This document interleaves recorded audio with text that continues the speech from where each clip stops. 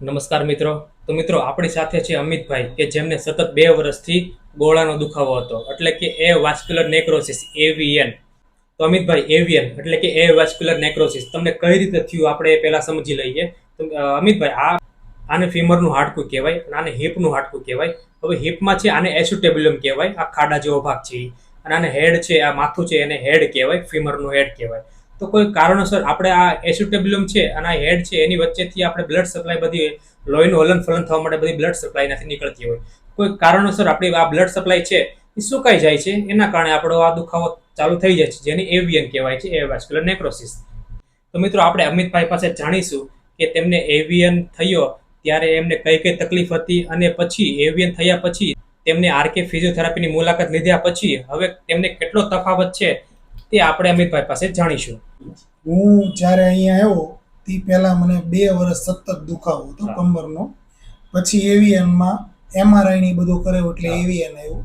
ઘણા ડૉક્ટરોને આપણે સલાહ લીધી, ઘણા ડૉક્ટરોને આપણે બતાવ્યા. આપણું એવીએન 4થા સ્ટેજે હતું.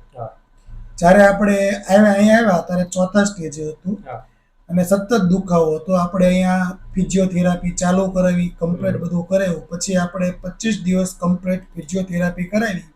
4થા સ્ટેજ હતો. આપણે બેસવામાં ઘણો પ્રોબ્લેમ હતો. અત્યારે હું અહીં આવ્યો, થેરાપી લીધી, બહુ ફાયદો છે. બેસી પણ શકું છું, ચાલી પણ શકું છું અને બધું કામ પણ કરી શકું છું. તે પહેલાં સ્ટીક અને કમરે પટ્ટો બાંધેલો હતો. તો અમિતભાઈ, તમને પહેલા જ્યારે એવિયનનો દુખાવો હતો ત્યારે તમને કઈ કઈ સ્થિતિમાં, મતલબ કે કઈ કઈ સ્થિતિમાં તમે રોજિંદા જીવનમાં તકલીફ પડતી હતી? બેસાતું નહોતું.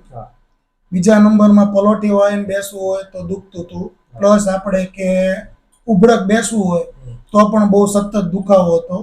હું અહીંયા આરકેમાં આવ્યો પછી મને છે ને અત્યારે પલોઠી વાળી પણ શકું છું, ઉભડક બેસી પણ શકું છું અને એકદમ અત્યારે પહેલાં જેવી નોર્મલ જે જિંદગી હોય એવી જીવું છું.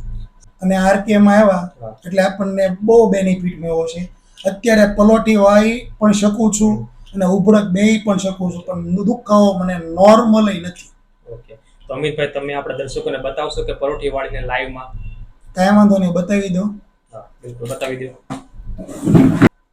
આ કમ્પ્લીટ બરોબર. કોઈ દુખાવો તમને કોઈ ભાગે જાતનો કાંઈ નહીં. પહેલા મને દુખાવો અહીંયા થતો, ઓકે. અત્યારે નથી, બિલકુલ બી નથી ને? કોઈ પણ જાતનો નથી. ખૂબ સરસ.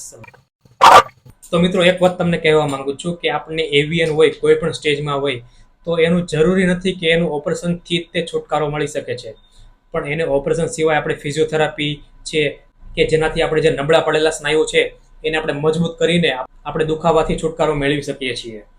તો અમિતભાઈ, તમને આ દુખાવા માટે 100% રાહત છે, તો તમારે દર્શકોને કાંઈ કહેવું છે?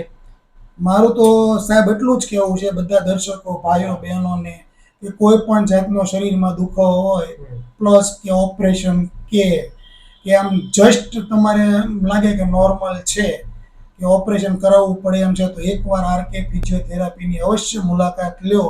કારણ કે મને તમામ ડૉક્ટરે ઓપરેશનનું કીધું હતું.